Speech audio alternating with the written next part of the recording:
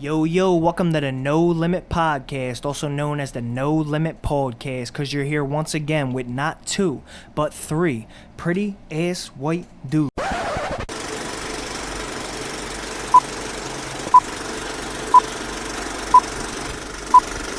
She came to me in a fucking dream.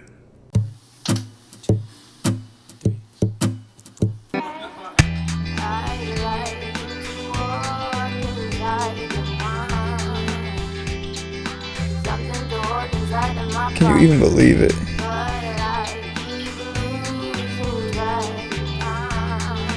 Underneath all of that. Under the sun is where you let me fall. Underneath all of that. I said I'd just lay here Underneath and all last of forever, but looking at stars, it doesn't open Underneath my all of mind. that. You said the time it would last Underneath forever. all of that. And you already know, sometimes you're hooked on the Underneath all of that. Underneath all of that. Underneath all of that is a pair of wings. And you already know, sometimes you're hooked on the thrill on the low. Dudes, any bull, No Limit Eddie, and one night only, Jake Nicastro, Mr. Friedman himself, Goopily. What up? What's up, guys? What's up, Goop? Thanks for coming out, bro. Thank you so much for having me. You know, just to let the cat Big right out of fan. the bag, we had our first ever error on a No Limit Podcast today that we actually had to stop. You know, there's a first time for everything, and nobody's perfect. No limit. It's true. This is a pretty shaky operation so far. Yep. I'm ready to go. You would think dude. we haven't done 34. I'm ready to talk. But we're gonna when we get to it, it's gonna be worth the wait. Yeah, it's gonna be well worth the wait. We got a lot of crazy stuff. Yeah.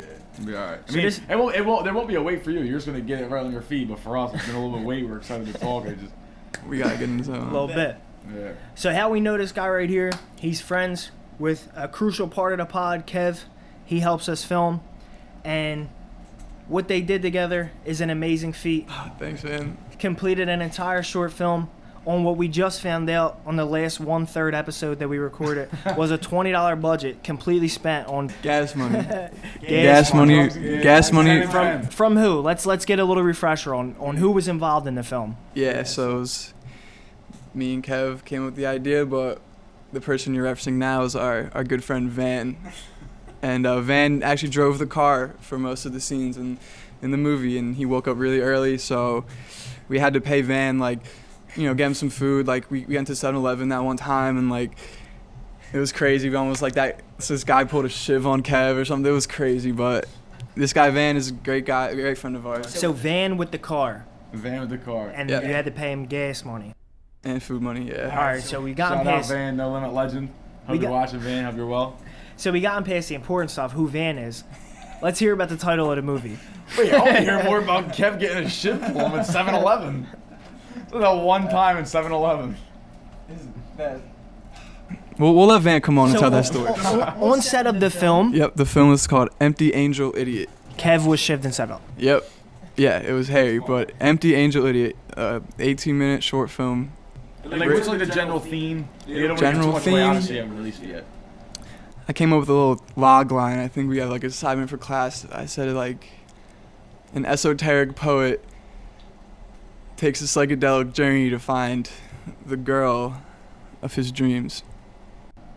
And who's the star of the show? Well, I'm in the movie the most, but I think the real star was our actress Faith Floyd. She never acted before, and we hit her up on a really short notice, and she was just down to do it. But yeah, me and her spend the most time on screen together. But yeah, it's mostly just following Freeman's journey through his day. Yeah, sunrise and sundown. Thank you. So you gave us a little different description than that before.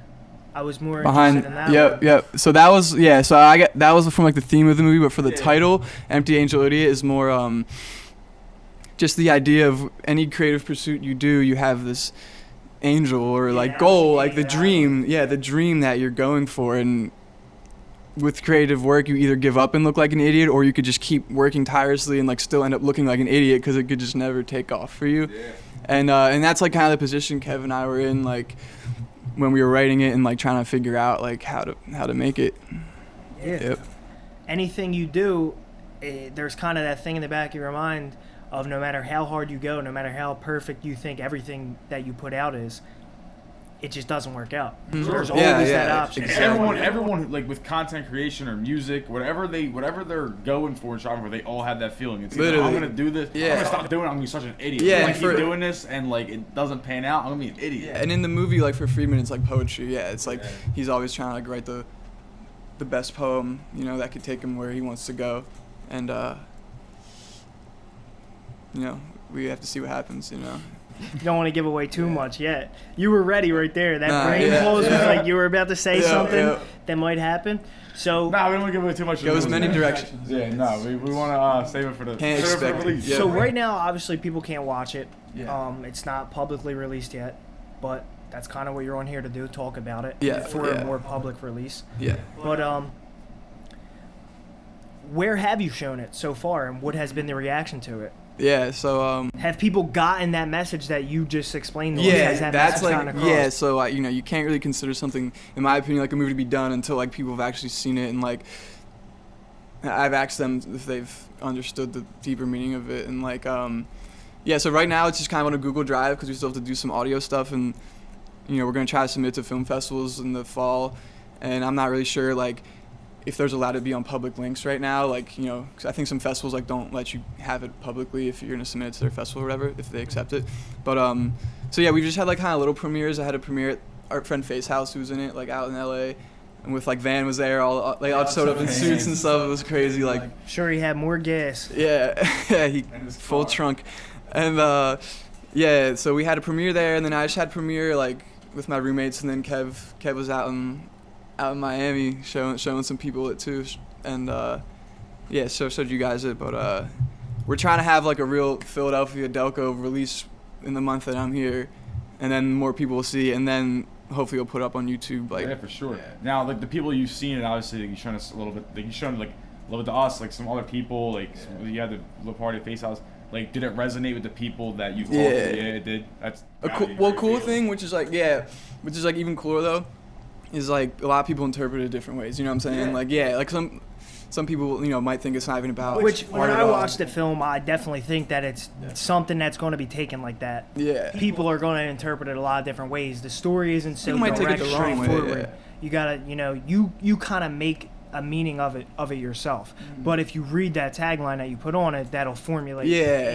That's like kind of what I'm thinking. Like if it's on Netflix, you know, get the little what you're gonna click on, you know. Yeah, so people can't obviously see it right now. Let's talk about how it was made. You and our boy Kev. Yep. You go to Loyola Marymount. Yeah. Yep. So school out in LA. I go to school in LA. I study screenwriting English, but like I was saying, I always knew I wanted to like make movies. So Kev was out there too at Santa Monica College our sophomore years, living really close to me. So we became like we hung out all the time, and the whole year we were just like talking about we want to make a movie. You know, like we talk about our favorite movies, like. And we're like, we want to make a movie too. So then, like, COVID happened, and I came home, but he was still out there, like, the whole summer. So I was home in June. We were like, all right, we got all this time. Like, let's write a script. So then we wrote a script, and then I knew, like, literally I came out there, like, July 17th, and then Kev left, like, August 17th. So, like, we were like, the whole time we knew, we were like, all right, we got 1 month. We got our iPhones. Like, we got nothing. Like, but we each have an idea and a script. Like, let's do it. Like, and as I was saying earlier, like, we had these limitations that, like, helped us. You know, we were like, whoa. Go back. None of that. Oh, no limitations. God, you called me, bro. I was gonna say. Hold on. No limitations. There are no limitations. There are no limitations to the lifestyle. But at this point in your life, there were. This was before you met us. Yes. You pulled some no limit shit to get over those limitations. Yeah. But making the movie itself, like what you guys do, is no limit. But like, you know, obviously, like you guys, there's limitations with like the camera quality and like the audio quality, like. And the acting quality, like, so we had like work with those limitations to like go past the no limit, you know what I'm saying? But like we knew we were gonna like film it and like had to make it. Like I was saying earlier, like for instance, we knew it was gonna look like it was obvious on an iPhone, like, and we were like, how do you? And not in the movie world, like this isn't obviously not a movie, like if it's just an iPhone. But we were like, so there's like it's like kind of psychedelic at parts because I was saying like, oh, I keep saying it. it takes people out of the realism anyway, even if the quality's bad. You realize more that you're in a movie because you're seeing things that aren't reality, as opposed to if we just made a normal. I think the psychedelic stuff was necessary because if we didn't do that, it would kind of be boring. It would just be some dude on his bike with a shitty phone quality. But yeah. And you also, like you said, like the point of the movie is you can go something and look like an idiot for doing it, or look like an idiot for stopping it, and like. Exactly. People watching it and noticing that it's on an iPhone, and like they know that these guys are hungry and they're going after Yeah, it. Like, I feel like that just speaks more to the movie that you're making right now. It's an 18-minute short film. It's not like a theatrical release or anything. Exactly. So I think it's totally in the it's totally in the realm of like acceptable that the movie isn't of the best quality. I think it's actually going to even help. Yeah, we tried to like accentuate those flaws, like to make it obvious. All right, these dudes know that it's going to come off this certain way.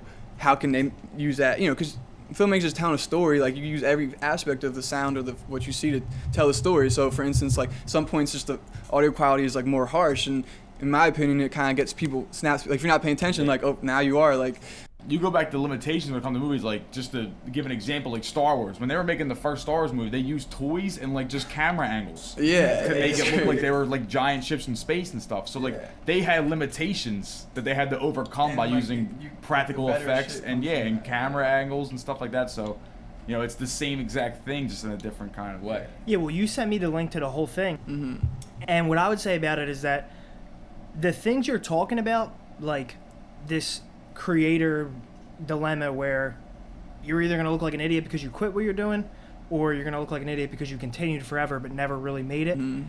That's definitely something that art should be made about. Also, the idea that we talked about in the 1/3 one we just did, that all it takes is one person or even two people and the willingness to actually execute the idea. Yeah. Anybody could have an idea out there, but it's about the willingness to go execute the idea. Yeah. And that's really what No Limit That's is. all Like, about. even what you said about the stuff with like camera quality or acting quality. One of the things that I want to get across with this brand of No Limit is just that like everybody's mindset is that, right? Like there's gonna be, and see, even I still say like sometimes. After doing this 35 episodes. But 30 something. With No Limit, I want to get across that. All right, even if you are filming something on an iPhone and you think that's a limitation, like go find a source that you can use on your computer to make it look better. Yep. Yeah. That's how you go no limit. Exactly. Yeah. Even if you're recording something on a microphone that's not too great, you gotta figure out a way to just make it work and fit your aesthetic. Because like you're saying, exactly. it doesn't always have to be the most crispy shot. It doesn't always have to be the cleanest audio. But if it fits the aesthetic that the Especially with the product's going aesthetic. with, Shout out to Kev. it Like works. the whole year, we just taking cool pictures of each other, like taking cool videos, like. And like Kev really had this like cool like aesthetic vision. Like it's kind of hard to describe. Like it's kind of like a little like lo-fi like weirdness, but like it was really cool. And like if you see the movie, That's like, gonna give it its own unique. yeah. That was definitely. I got shout out Kev for that. He knows what he's doing. He doesn't like to let on that he knows what he's doing, but He's humble pie. he knows what he's doing, bro. He's red as shit over there, bro.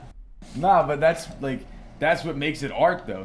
He's not trying to be the next whatever, Scorsese or whatever. I mean, that'd be amazing, but You should make it because you want have to be your to. own person. You want to be, the next Kev Pooler. So I think that's definitely gonna add to the art for sure. So Kev doesn't go to school out there. He flew out and met you, right? He went to school out there at the time. No, I took a trip, and then I met. Oh yeah. Like my freshman year, he took a trip. We had like a mutual friend, and he visited him. Like, oh, this dude, like that's my boy. Because we had like South Philly and Delco. Oh, so you're both from PA, but you didn't meet each other. Nah, but like he went to the prep, and like I had like so many friends that went to the prep, so it was like. You just just knew of You know each how other. it is. Yeah. Like I met you guys. Like Kev. Right, like we knew each exactly. other. Like, and then. I guess Kev went to school out there next year, and then so we both lived out there for 2019, 2020, and then COVID happened. I went home, he stayed there, and then I came back eventually that summer.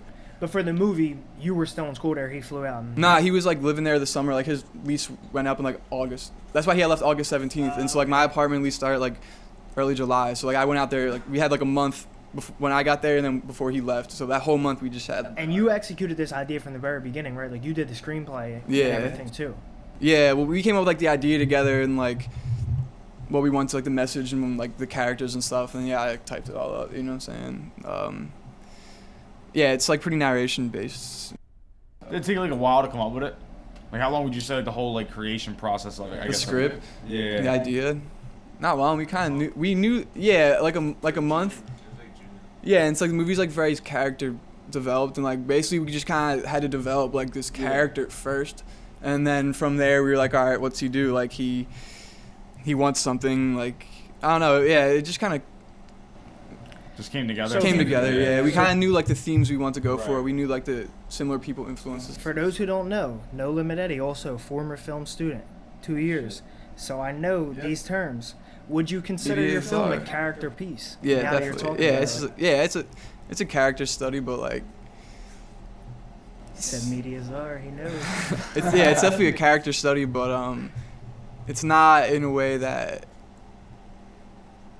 it dominates the story. Yeah, like I want the theme of the story to be resonant more than the character. I want the ending thing that you come away with more to be like, oh, that's what he meant, rather than remember the character itself. So at the most basic of definitions, a character piece is just where a character pushes the story forward more than anything. We just follow one guy. Story piece is where a story is pushing itself forward because the story keeps going on. Yeah. For your film, yeah. What would you say dominates? Because it's like basically one guy and like his actions like are what is happening. Yeah, it's not like like what you're saying. It's not like there's a guy and something's happening to him. It's like he's a guy and he's proactive in all the events that happen. Yeah. Right. Nah, it's cool. With some psychedelic help. Yeah. All the way back to your beginnings in film. Yeah. What was it? What got you into film at all? Yeah. To lead you up to this point of making a short. Yeah, so like I knew I wanted to do film, but like what really got me into it, like I shout out Hezekiah Lewis. He's a professor at Villanova University, but he ran this program called the Media Youth Film Initiative in media. So like from 16, I joined that from like 16 to 18, and he like he was like a filmmaker himself, so we had access to this really cool equipment, and basically like the whole class was, this is the process and how you make a film. This is pre-production. You write the script, then you get production. Like he literally like had us pick whatever idea we wanted. And so from 16, like it was only like 8 people in the class. I stepped in, was like, oh, I want to write and direct this thing. So I wrote like I ended up doing like 3 or 4 films with them. Like directed them with my friends Jimmy and Nick, like helping me out a lot. Only like one of them like I think is on the internet now, but they're like pretty good. But like I mean they're not like, it's not like I'm not proud of them, but like. That's how I learned the process. So like I was like, okay, I know this, so I'm just gonna copy and paste the exact same process what I learned like from there to this movie we're making now. What are some, now that I just mentioned Cannes Film Festival, what are some festivals that you're gonna submit this film to? Do you know the names of them? I gotta do more research because like. Are you gonna submit it to Cannes? I don't. Yeah. Because is that like an open submission to something like that? I think or cost you only money. accept certain ones? That it's not gonna work. But like I gotta do more research on like there's definitely cooler like independent. They're worried about aesthetic, but if your whole film isn't shot on a red 4K camera, you might as well forget it. Yeah, I mean it's not. Yeah, it's like there's definitely like certain smaller ones or like indie ones, like because there's definitely like a clientele, like a type of person that will and will not like this movie, you know what I'm saying? Yeah, like that's kind of like why like with those bigger ones it might not be worth it, because like even the quality itself might just turn off people enough where they're just like fuck this. But like, and that's the whole point of the movie too. It's like also you're the idiot if that's your mindset, then aren't you an idiot too? Because like you're really gonna let that stop you from like watching what is good, you know what I'm saying? Yeah, for sure. Yeah. They got a limit. Yeah, they have a limit. Exactly. Yeah, and it's not. So that's when it's not meant for people with limits. And I seen the whole thing. Back to what I said earlier, the main ideas that you're trying to get across, I think, come across. But like you said, there is small problems, like a little bit of audio glitches. stuff. And I texted you about this. Yeah, we gotta fix that. Yeah. Good responses to give to people. A good note. You say 2 good things and 1 bad thing that they gotta improve on. No limit. That's what you. So I talked to them about it, and I said some of the audio is a little messed up, and there's like some of the film it's a little shaky, scratchy, but that's to be expected with we rookies. An indie film, 2. A low budget film, and 3, somebody's first film that they really ever made completely. But just for the idea of it to get across to me, and like I said, some shots, when you guys see this, whether he puts it out there publicly or you come to the Philadelphia release, Like, See the some trailer. stuff that goes on in the movie, you can really see the potential in it, and you can see the skill that he's a good director and that Kev's a good director. Like, you can see that there's real potential, and some of the scenarios and sequences that play out look very professional. Yeah, that's like you're saying why we made it to show that we're not. And It's that's the almost most like a important thing. highlight Like, reel. Yeah, we're not. exactly. Kev went to community college, like. In LA, there's so many people. And that's the thing. We the whole year we were surrounded my school and see some kids at our school. You know, it's a pretty big film school, spreading bread, like, or just they're in film school and like exhausting themselves because like out of ideas with their classes, and like we're like, all right, we're here. Like, no one else is going to like the crazies. Like, we went to what's the one place? Like, Sunken City. Yeah, no one's going to Sunken City at 5 a.m. Like, we went to the basketball courts at 5 a.m. Like, all right, no one else is doing that. It doesn't matter. No limit. It doesn't matter. Like, even if they have a camera, they're still not doing that. So the kind of the point was to show those people too, but also like people that will potentially fund movies. Like, all they need to do is see that and be like, wow, imagine if we just gave these dudes like a little bit. all the shit that these other kids have. Yeah, like. Yeah. So yeah, so all of that stuff is kind of how the idea created. Like, we kind of talked about this stuff first, almost like, all right, what are we working with here? Well, listen, now you got a new unpaid actor in the talk. No Limit Eddie acting. Yeah, we got one coming up. Anybody, No Limit movie. No Limit movie. We'll get a No Limit I'm movie. all about it, dude. I can act. Yeah. I would love I'm to confident see- saying this on camera because we will get a No Limit movie. There will be a No Limit you go. movie at some point. I can't And say you when, know the but podcast is not about empty promises. We deliver. yeah, No Limit. Yeah, There we go. that's what we do. For sure. I would love to see any bull in a movie credits with Anyway. not his name. Any bull. Well, that's what the. Any bull. That's what I would go in as. Nah, yeah. I don't need Chet Huston. Any bull. my government name does not need to be in there. Any balls all you need to know. Can't get that. You can't get your name government out put on anything Yeah. anymore. You got a record. That's a yeah. pop right there. That'll be coming up soon. No Limit Chapo. All right, bro. So before we move on to the topic that you brought for us, anything finally you want to say about the film in general, the release coming up? Yeah. So if you made this part, like, I'll put the trailer in at the end of the video. I'm gonna make an exclusive trailer dropping on There we go. No Limit, Empty Angel Idiot trailer, and The then Red Band trailer. I Red just Band found out trailer. what that is. And if you've also made this point and you're a friend of mine, we're gonna have some sort of premiere in the South Philadelphia or Delaware County area, which is gonna be awesome. You can watch it there, and then I just want to shout out all the amazing musical acts that are in the film, such as Tim Foyle, Connor Ryan, Don Montag, Hunter Livesey, all their associated groups, Justin Schwartz, JP, my brother giving me this cool shirt, and everyone else that was involved with it, but there's only like 15 people altogether that did it. Yeah. You gotta touch all ground. It's good that you can actually remember everybody at the top of your head. Don Montag, if I didn't say him already, but oh yeah, and so with all those musical artists, like, we got all these music videos coming up, especially Tim Foyle and Nothing Iconic Records. This summer is gonna be big. Shout out Tim Foyle. I'm not familiar with your work, but that's a fire name. Tim Foyle is awesome. That's a great name. And at this moment right now, before we transition into our guest topic, I would like to take a second and stop you right there to make sure you click that subscribe button. 1,000 subscribers. On the way. 726. Yeah, gotta monetize his videos. There we Yeah. go. Yeah. Goopily knows. All right. Before I introduce the next topic, this is getting kind of hot. Oh shit. Oh, yeah. Go ahead. No limit. Do whatever you want. Damn. I don't know what Danny was doing. We were gonna have a beater episode, but I'm gonna keep the shades on. If you want to get real no limit, Nah, you don't need to take your shirt off. I was gonna take my shorts off. All right, but the reason we're looking like this, because this topic might be a little like conspiracy theory-ish. Oh, I got tinfoil underneath this fucking hat. Yeah, like so. Tinfoil. But the topic I is got tinfoil underneath this hat right now. topic we're gonna talk about is aliens and these recently declassified videos that you sent us the other day. Yeah. And maybe I'm not though. So I was Perhaps surprised you're the that rank you guy. didn't even know about it. This is like gigantic news. Is this what me and Kev were saying? I 'Cause agree, yeah. I kind of went on a. Let me pull this a little closer, real quick. I kind of went on an Instagram rant, just saying how the government is releasing these unbelievable files on aliens and what they know, and they're releasing actual footage. It's not just like it's not just paper. They're releasing literal video. Of a unidentified aerial phenomena. Yeah, Right. yeah. So they're not even calling them UFOs anymore. Now it's UAPs, and they're releasing actual footage of these, actual real life footage that, and you can even hear like we could probably put one in, honestly. yeah, the radio tower. probably, Like, the people that are watching these on radars and sonars, they're watching it and they're amazed. What is that? And pilots. no one cares. At least not enough for it. It should be national headline news. And that makes you When wonder there's a school why shooting- people don't. When there's a school shooting, right? It's talked about for 3 weeks.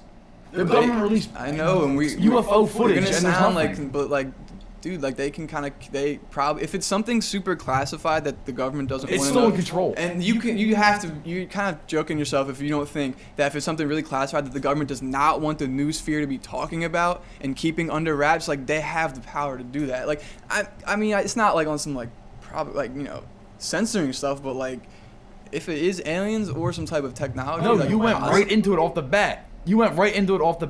They are controlling possible how this is getting out. Because if it gets out to a crazy level, because legally they have to release it. Yeah. Legally they have to release it. All right, but if it goes so gigantic and it gets so much traction, then there's national fear. There's widespread fear. There's disbelief in religion. A triple effect of so many things that they can get it out legally without, screaming it from the rooftops. So to speak. I just thought about this retort in the last 5 seconds, so if it doesn't make absolute sense or connection, forgive me, but this is what I'm thinking about. You're saying, why don't people care so much when they're releasing that aliens exist? They're basically admitting aliens exist. Correct. There's these UAPs out there. We've seen them. Correct. not Clear aliens, evidence they UAPs. exist. UAPs. They're not saying directly that the there are Greys things exist. up there that have been caught on video that even these people aren't sure what they are. Okay, Right. so all right, and- earthquakes exist, Yeah, right? okay. You both know earthquakes exist, right? Correct. When you wake up on a daily basis, are you worried about an earthquake when you wake up? No. No, but Are you saying? I do agree that they're keeping the release of this information to a level that people won't freak out about it, because it is a new piece of information and it is something we've never seen before. So I think if it got to the point where people felt like maybe they're supposed to freak out by the amount of news they see about it, or like the scariness of the headlines that they see, that they felt like they were supposed to be scared, yes, we would see like mass fear. Yeah. So there is something like that going on. But also the analogy of the earthquake is like, we all know earthquakes exist. Every day we wake up in our mind, that knowledge never goes away. Earthquakes exist. But we don't worry about earthquakes. Okay. And we know that people have died in earthquakes. We know that some are different than others, right?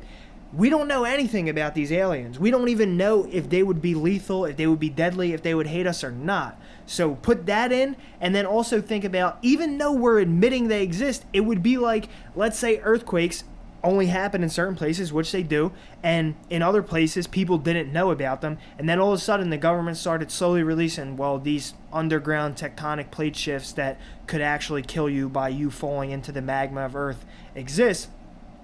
Yes, if that was unknown to people, and then all of a sudden they That was the most dropped it on description them, of an earthquake ever. and then all of a sudden they dropped it on them in a mass way with spreading fear, yes, people would freak out. But eventually, over time, you would realize, well, yeah, they exist, but I'm not dealing with them on an everyday basis. Now- So these UAPs, most people are never going to deal with them, But let that's the alone thing, on if an they everyday are, basis. But I get that. Like as they stand as UAPs, I agree. Like that's the thing. I like. All right, I don't. If whatever's fine up there, it's not bothering me. So like, I'm not. But if it is like aliens or something, like then that's where like the concern would probably. So, a good retort to that, like you said, you came with something. Shout out Senator Marco Rubio, certified shithead of the No Limit podcast. He said that any unidentified aerial phenomenon, something that we don't know of, that is flying in, restricted airspaces. These things aren't just flying, anywhere. They're coming into United States unrestricted airspace, and they're not United States aircrafts.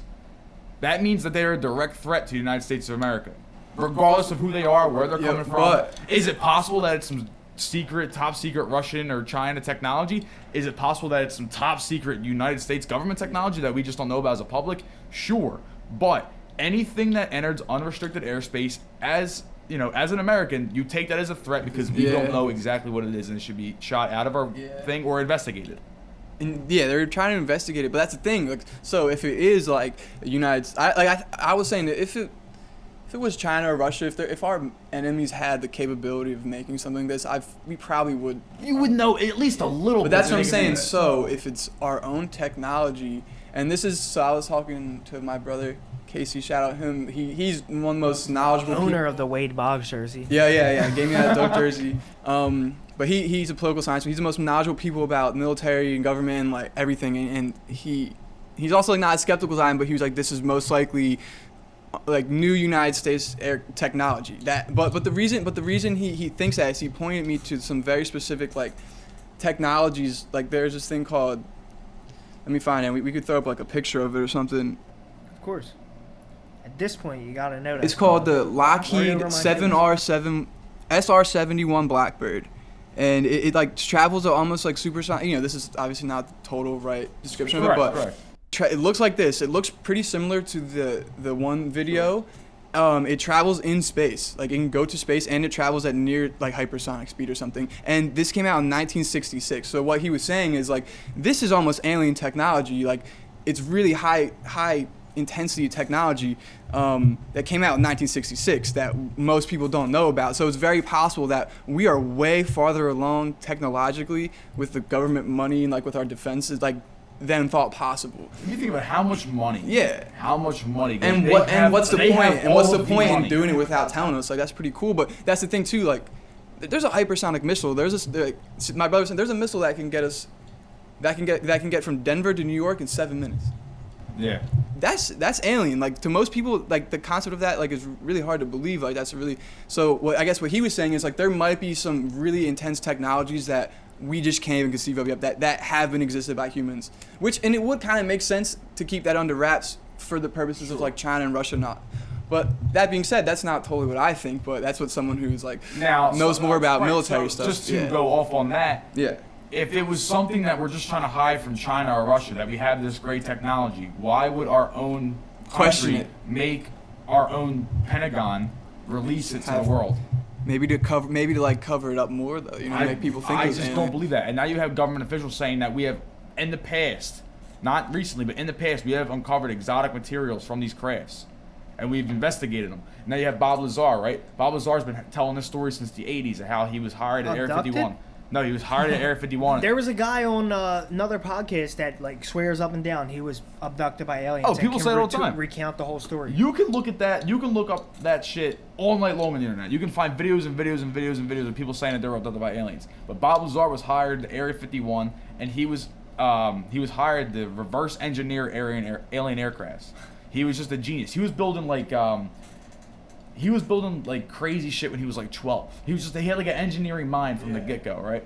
So like by the time he was like in his early 20s, he was just a genius. So he got this job at Area 51. He actually made something very specific and that was very like crazy technology for not having any money or like the correct tools or No Limit, yeah. But he just went together and made it anyway out of like podcast, out of anything. But he made it. Bob Lazar, No Limit, No Limit. Bob Lazar is definitely No Limit. It all connects. And his story has not changed since the 80s of how he went in the Area 51 and he saw what he saw and there was aircraft in this room, aircraft in that room. Like alien aircraft. He was in alien aircraft. He said the crazy thing about it is you would go in and there was like this dark pewter color, everything. There was no solid shape to anything. There was no edges to anything. Everything was just it was very molded into each other, and there was no, like this laptop has keys on it, and it's like nothing had definition. It was like wave your hand over, like it was just very different. But they couldn't understand it. But like obviously they were alive beings in a craft, so the craft was like responding to them. This guy's genius. You can go on Joe Rogan's podcast. I hate to plug another podcast, especially one as terrible as that one.